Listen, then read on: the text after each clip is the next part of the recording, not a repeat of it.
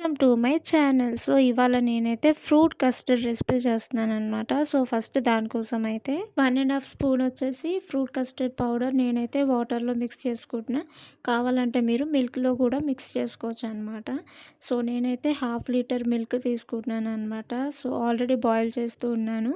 So, ఇందాక mix చేసాం కదా! సో, దీంట్లో అలా మిక్స్ చేస్తూ కలుపుతూ ఒక 1 మినిట్ తర్వాత స్టవ్ అయితే ఆఫ్ చేసేసుకోవాలి. నెక్స్ట్ వచ్చేసి మిల్క్ మేడ్ యాడ్ చేసుకోవచ్చు మీ ఇష్టం. నేనైతే యాడ్ చేయట్లేదు. నేనైతే ఓన్లీ షుగర్ మాత్రమే యాడ్ చేస్తున్నా. నేనైతే ఎక్కువ షుగర్ అయితే యాడ్ చేయను. ఒక 3-4 స్పూన్స్ అనమాట. సో, ఈలోపు డ్రై ఫ్రూట్స్ అన్నీ కట్ చేసి ఆల్రెడీ నేనైతే ఫ్రూట్స్ అన్నీ కట్ చేసి పెట్టుకున్నాననమాట. సో, మీకేమేమి ఫ్రూట్స్ కావాలో మంచిగా యాడ్ చేసి పెట్టుకోండి. కొన్ని డ్రై ఫ్రూట్స్ కూడా యాడ్ చేస్తున్నాననమాట. ఇప్పుడైతే అన్నీ మంచిగా మిక్స్ చేసుకుంటున్నాననమాట. సో, ఇది సింపుల్ రెసిపీ. ఇది కొంచెం చల్లగా అయ్యాక ఫ్రిడ్జ్‌లో పెట్టుకొని ఒక 1 అవర్ తర్వాత తింటే ఇంకా చాలా అంటే చాలా బావుంటుంది. మీకు ఈ వీడియో నచ్చితే లైక్ చేయండి, షేర్ చేయండి, ఇంకా సబ్స్క్రైబ్ కూడా చేయండి. Bye friends.